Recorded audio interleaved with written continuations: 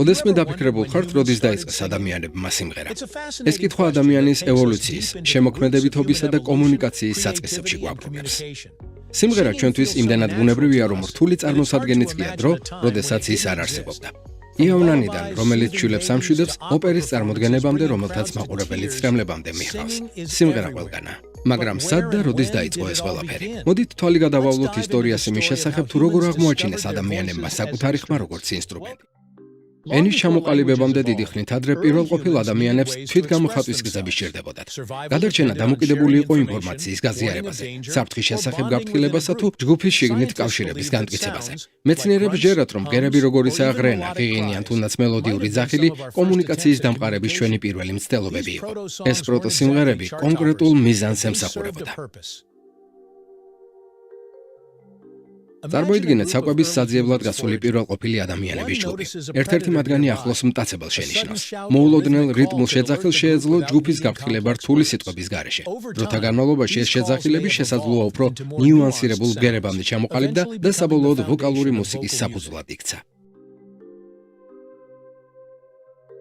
სიმღერა მჭიდროდ არის დაკავშირებული ემოციებთან. შეგიმჩნევიათ, რომ ბედნიერებისას ხშირად ღიღინებთ, ან მძიმე დღის შემდეგ სევდიან მელოდიას მღერით. პირველყოფილი ადამიანები მელოდიას სავარაუდოდ გრძნობების გამოსახატავად იყენებდნენ, მანამ სანამ მათ აღსანიშნავად სიტყვები გაუჩნდებოდათ. ტონის აწევა შესაძლოა აღთოვანებაზე მიანიშნებდა, ხოლო დაბალი ტონი სევდასა თუ საფრთხეზე.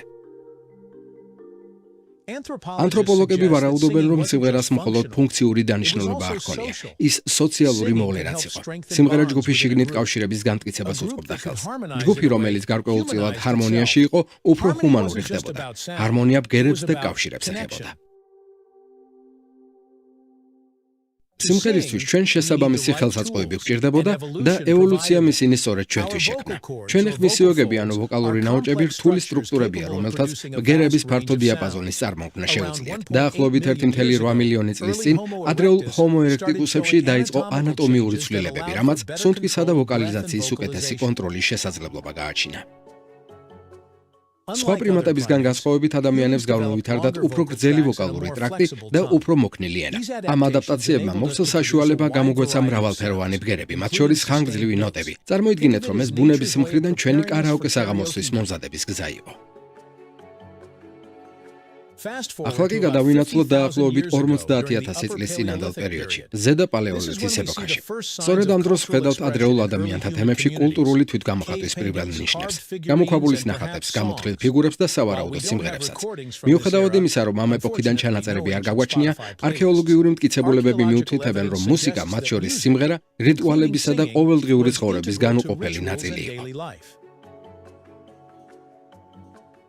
წარმოიდგინეთ ცეცხლის გარშემო შეკრებილი ჯგუფი, სადაც მოციმციმე შუქი გამოქვაბულის კედლებზე ჩრდილებს აფრქვევს. ვიღაც იწყებს ღიღინს და სხვებიც უერთდებიან. მელოდია იზრდება და საერთო გამოცდილებად იქცევა.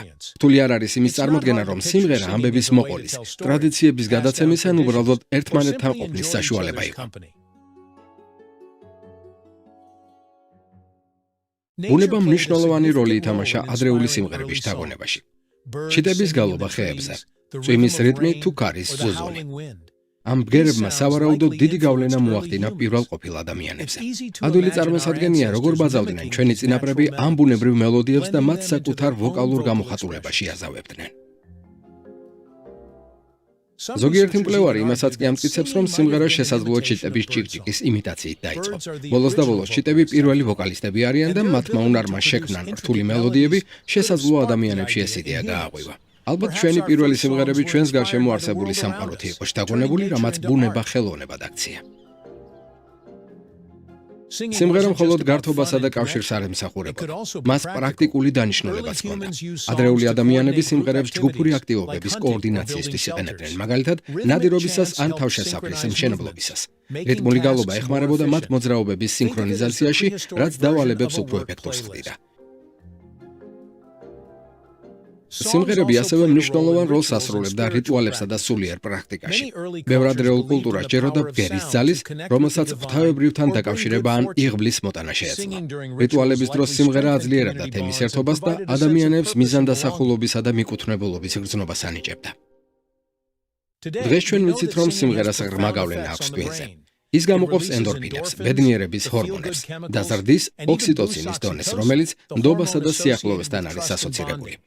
მიუხედავად იმისა, რომ პირველყოფილმა ადამიანებმა ამის მეცნიერული საფუძვლები არ იცოდნენ, ისინი სავარაუდოდ გრძნობდნენ ამ სიკეთეებს. ერთობლივი სიმღერა ქმნიდა ერთიანობისა და საერთო ემოციის განცდას, რაც გადამწყვეტი იყო გამოწვევებით სავსე სამყაროში გადასარჩენად. სიმღერის ევოლუციასთან ერთად გაიზარდა ჩვენი სურვილიც, რომ მას ინსტრუმენტული აკომპანიმენტიც დამატებოდა. ყველაზე ძველი ცნობილი ინსტრუმენტი ძვლის ფლეიტა დაახლოებით 40,000 წლით თარიღდება. მიიჩნევა, რომ ინსტრუმენტებს, როგორიცაა ფლეიტა და დრამი, სიმღერასთან ერთად იყენებდნენ, რაც უფრო მდიდარ მუსიკალურ გამოცდილებას ქმნიდა. ინსტრუმენტების თანხლებით სიმღერამ ახალ ეპოქას ჩაუყარა საფუძველი. ეს აღარ იყო მხოლოდ გადარჩენისთვის ბრძოლა, ეს იყო სილამაზის, თვითგამოხატვისა და ინოვაციის დასაწყისი. გარკვეულ ეტაპზე სიმღერა გადარჩენის ხელსაწყოდან ხელოვნების ფორმად იქცა. ძველ ცივილიზაციებში, როგორიცაა მესოპოტამია, ეგვიპტე და საბერძნეთი, სიმღერამ კულტურაში ცენტრალური ადგილი დაიკავა. მას იყენებდნენ რელიგიურ ცერემონიებში, ამბების თხრობისას და გასართობადაც კი. სიმღერების უძველესი წერილობითი ჩანაწერები 3000-ზე მეტ წელს ითვლის, ხოლო ყველაზე ძველი ცნობილი მელოდია არის ხურიტული ჰიმნი ანტიკური უგარითიდან, თანამედროვე სირიის ტერიტორიიდან. ეს ჰიმნი გვაძლევს წარმოდგენას იმის შესახებ, თუ როგორ იყენებდნენ ადრეული ადამიანები მუსიკას თავიანთ სულიერებასთან და კულტურასთან დასაკავშირებლად. მაშ რატომ დაიწყეს ადამიანებმა სიმღერა? ეს არ ხდებოდა მხოლოდ კომუნიკაციის ან გადარჩენისთვის. ეს იყო გზა იმის გამოსახატავად, რასაც სიტყვები ვერ ახერხებდა. სიმღერა მოგცა საშუალება გავგაზიარებინა ემოციები. იგი იქცა უნივერსალურ ენად, რომელიც სცილდება დროსა და კულტურულ ბარიერებს. დღესაც კი სიმღერა აგრძელებს ჩვენს გაერთიანებას. დაბადების დღის მილოცვიდან კონცერტებზე აყოლილ მელოდიებამდე, ის ჩვენი ცხოვრების განუყოფელი ნაწილია. და მიუხედავად იმისა, რომ შესაძლოა ვერასოდეს დავადგინოთ ზუსტი მომენტი, როდის დაიწყო ადამიანმა სიმღერა, ერთი რამ ცხადია, ის არის მარადიული ნაწილი იმისა, რაც ჩვენ ადამიანებად გვაქცევს. სიმღერის ისტორია კაცობრიობის ისტორიაა. ეს არის ამბავი ევოლუციაზე, ემოციებსა და შემოქმედებითობაზე. სიმღერა გვაკავშირებს ჩვენს წინაპრებთან, ერთმანეთთან და ჩვენს გარშემო არსებულ სამყაროსთან. ასე რომ შემდეგ ჯერზე, როდესაც აღმოაჩენთ, რომ მელოდიას ღიღინებთ, ან შხაპის მიყებისა სიმღერით, გახსოვდეთ, თქვენ მონაწილეობთ უძველეს ტრადიციაში, რომელიც 10,000 წლის წინ დაიწყო. და ვინც იქნებ ერთ დღეს შორეულ მომავალში, ვინმე თქვენი მელოდიაც წაიღეგინოს და ამით გააგრძელოს კაცობრიობის დაუსრულებელი სიმღერა. ფორტეპიანოს ამ მუსიკალურ საოცრებას ისეთივე მდიდარი და კომპლექსური ისტორია აქვს, როგორც იმ მელოდიებს, რომლებსაც იგი წარმოშობს. მისი ევოლუცია საუკუნეებს მოიცავს და სხვადასხვა კულტურის, ინოვაციის თუ ტრანსფორმაციის გზებით მოდის იქამდე, რასაც დღემდე ვიცნობთ. ფორტეპიანოს ჭეშმარიტი შეფასებისთვის ჩვენ უნდა დავუბრუნდეთ გვიან შუა საუკუნეებში, სადაც მისი ფესვები უფრო ადრეულ კლავიშიან საკრავებში, კლავესინში, კლავიკორდსა და ორგანშია საძიებელი. ამ წინამორბედებმა საფუძველი ჩაუყარეს ფორტეპიანოს განვითარებას იმ კონცეფციით, რომლის მიხედვითაც კლავიშების სიმებს ან მილებს მართავდნენ, რაც თავის დროზე რევოლუციური იდეა იყო. ორგანი ერთ-ერთი ყველაზე ადრეული კლავიშიანი საკრავი იყო, რომელიც ჯერ კიდევ ძველ საბერძნეთში არსებობდა. მართალია, მას სიმები არ ჰქონდა, მაგრამ კლავიშებით გააქტიურებული მილების მეშვეობით გერის წარმოქმნის მექანიზმმა გზა გაუყვალა უფრო დახვეწილ კლავიშიან ინსტრუმენტებს. კეთილი იყოს თქვენი მობრძანება მარტივი საგნების ისტორიაში, სადაც ვიკვლევთ იმ პატარა დეტალების მომხიბლავ წარსულს, რომლებიც ჩვენს სამყაროს აყალიბებენ.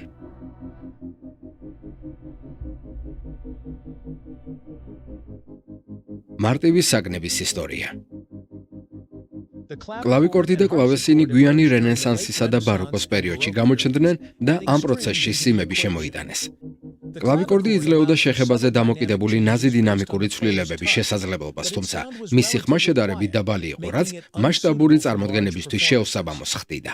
მეორე მხრივ, კლავესინს უფრო ხმა მაღალი ჟღერადობა ჰქონდა, მაგრამ მისი სიმები იჩქმიტებოდა და არა იკვრებოდა, რაც ზღუდავდა დინამიკური ვარიაციების შექმნის შესაძლებლობას. ამ შეზღუდვებმა გამომგონებლებს გამოსავლის ძიებისკენ უბიძგა. მათ სურდათ შეექმნათ ინსტრუმენტი, რომელიც კლავიკორდის გამომსახველობის დინამიკასა და კლავესინის ჟღერადობის სიმძლავრეს გააერთიანებდა. სრულყოფილებისკენ ამ სწრაფვამ გამოიწვია ფორტეპიანოს გამოგონება, ინსტრუმენტისა, რომელმაც მუსიკა სამუდამოდ შეცვალა. ფორტეპიანო ისეთი როგორცაც ჩვენ ვიცნობთ, იტალიაში ბარტოლომეო კრისტოფორიმ 1700 წლისთვის გამოიგონა. კრისტოფორი, რომელიც ფლორენციაში მედიჩების ოჯახის კლავესინების ოსტატი იყო, ცდილობდა შეექმნა კლავიშიანი საკრავი, რომელსაც დინამიკური ექსპრესიის უნარი ექნებოდა. მისი მთავარი მიღწევა იყო ჩაქუჩოვანი მექანიზმების გამოგონება, რომელიც სიმებს კი არ ჩქმედდა, არამედ მათზე დარტყმას ახორციელებდა. ეს საშუალებას იძლეოდა ხმის სიმძლავრე კლავიშზე დაწოლის ძალის მიხედვით შეცვლილიყო. თავდაპირველად მას კლავესინი ხმადაბალი და ხმამაღალი ჟღერადობით ერქვა. კრისტოფორის ქმნილებამ შემოიტანა როგორც ნაზი, ისე მძლავრი დაკვრის შესაძლებლობა. სწორედ აქედან მომდინარეობს სახელი პიანოფორტე. მიუხედავად იმისა, რომ კრისტოფორის გამოგონება ეპოქალური იყო, ფორტეპიანოს საყოველთაო პოპულარობის მასაპოვებლად დრო დასჭირდა.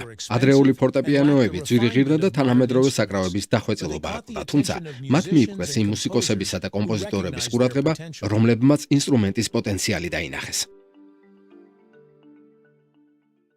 მე-18 საუკუნის შუახანებისთვის ოსტატებისა და კომპოზიტორების დამსახურებით ფორტეპიანომ ევოლუცია დაიწყო. გერმანელმა ხელოსნებმა, მაგალითად გოტფრიდ სილბერმანმა, გააუმჯობესა კრისტოფორის დიზაინი და დაამატა ისეთი ფუნქციები, როგორიცაა სორდინის პედალი ბგერის გასახანგრძლივებლად და კლავიშების დიაპაზონის გაფართოება.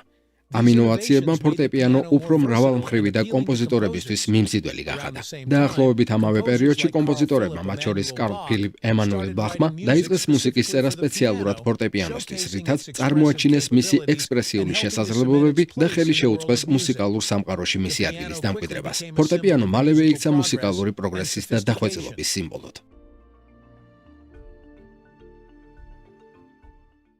კლასიციზმის პერიოდში, რომელიც მე-18 საუკუნის ბოლოდან მე-19 საუკუნის დასაწყისამდე გრძელდებოდა, ფორტეპიანომ წამყვანი ადგილი დაიკავა და იქცა იმ ეპოქის უდიდესი კომპოზიტორების, ვოლფგანგ ამადეუს მოცარტის, ლუდვიგ ვან ბეთჰოვენის და ფრანც იოზეფ ჰაიდნის რჩეულ საკრავად. ამ პერიოდში ფორტეპიანომ მნიშვნელოვანი გაუმჯობესება განიცადა. დაინერგა ხმის გასახანგრძლივებელი პედალი, შეიქმნა უფრო მტკიცე კორპუსი და გაფართოვდა კლავიატურის დიაპაზონი. ამ ცვლილებებმა კომპოზიტორებს ახალი მუსიკალური იდეების ექსპერიმენტირების საშუალება მისცა, რამაც ისტორიაში ყველაზე საკულტო საფორტეპიანო ნაწარმოების შექმნა განაპირობა. მაგალითად, ბეთჰოვენმა გადაალახა საფორტეპიანო კომპოზიციის საზღვრები და ინსტრუმენტისგან უფრო მეტ დიაპაზონსა და დინამიკურ შესაძლებლობებს მოითხოვდა. მისმა ნამუშევრებმა ბიძგი მისცა შემდგომ ინოვაციებს ფორტეპიანოს კონსტრუქციაში, რადგან ოსტატები ცდილობდნენ დაეკმაყოფილებინათ სულ უფრო რთული მოთხოვნები.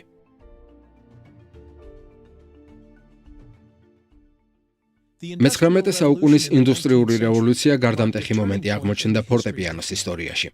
მეტალურგიისა და წარმოების ტექნიკის განვითარებამ შესაძლებელი გახადა უფრო მტკიცე ჩარჩოების დამზადება, რაც ფორტეპიანოს სიმების მაღალი დაჭიმულობის გაძლებისა და უფრო მძლავრი ბგერის წარმოქმნის საშუალებას აძლევდა. რკინის ჩარჩოების შემოღებამ და ჩაქუჩების თექით დაფარვამ მნიშვნელოვნად გააუმჯობესა ინსტრუმენტის გამძლეობა და ტონალური ხარისხი. ეს ცვლილებები დაემთხვა მუსიკაში რომანტიზმის ეპოქას, როდესაც ისეთმა კომპოზიტორებმა, როგორებიც იყვნენ ფრანც ლისტი, ფრედერიკ შოპენი და იოჰანეს ბრამსი, გამოიყენეს ფორტეპიანოს გაფართოებული შესაძლებლობები ემოციურად დატვირთული და ტექნიკურად რთული კომპოზიციების შესაქმნელად. ფორტეპიანო იქცა როგორც საჯარო კონცერტების, ისე კერძო სალონების ცენტრალურ ფიგურად, რაც კულტურულ დახვეწილობასა და არტისტულ თვითგამოხატვას ასახავდა.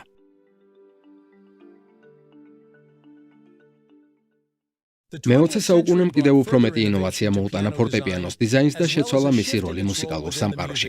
პიანინოების გამოჩენამ საშუალო ფენის ოჯახებისთვის ინსტრუმენტი უფრო ხელმისაწვდომი გახადა, რამაც განაპირობა მისი ფართო გავრცელება ოჯახებში მთელი მსოფლიოს მასშტაბით. ფორტეპიანოს ამ დემოკრატიზაციამ ხელი შეუწყო მუსიკოსებისა და მუსიკის მოყვარულთა მრავალი თაობის აღზრდას. პარალელურად, ჩამწერი ტექნოლოგიების განვითარებამ საფორტეპიანო მუსიკას ფართო აუდიტორიამდე მიღწევის საშუალება მისცა და იგი კლასიკური, ჯაზური და პოპულარული მუსიკის განუყოფელ ნაწილად აქცია. ისეთი კომპოზიტორები, როგორებიც იყვნენ სერგეი რაჰმანინოვი, კლოდ დებიუსი და ჯორჯ გერშვინი, აგრძელებდნენ საფორტეპიანო კომპოზიციის საზღვრების გაფართოებას, ხოლო ჯაზის ლეგენდებმა დიუკ ელინგტონმა და თელონიუს მონკმა წარმოაჩინეს ინსტრუმენტის მრავალმხრივობა ახალ ჟანრებში.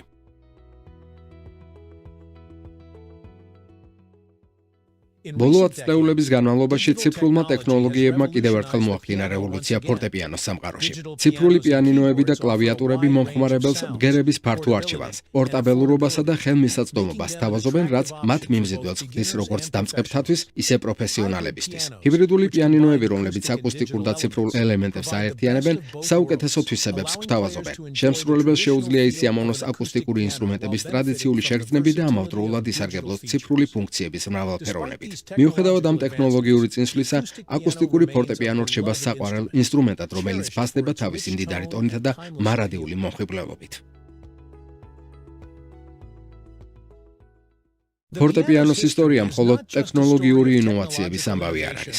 მას უდიდესი კულტურული მნიშვნელობა აქვს. იგი შთაგონების წყაროდ იქცა უამრავი კომპოზიტორის, შემსრულებლისა და მუსიკის მოყვარულისთვის. გადალახა დროის, სივრცისა და ჟანრის საზღვრები.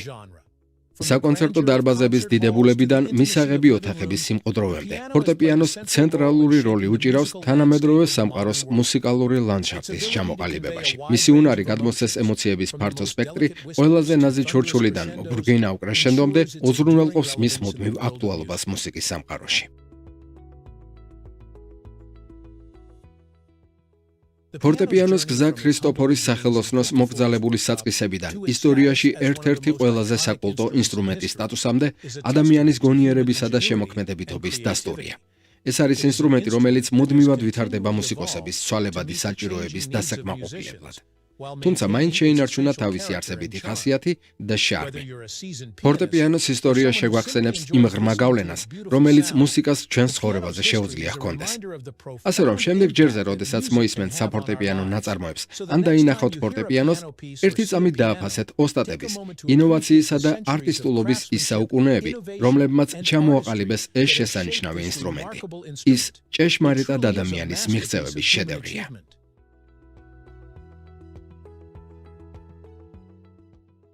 გმადლობთ, რომ გვიყურეთ. გახმოვანებულია ვინილი ჯის მიერ.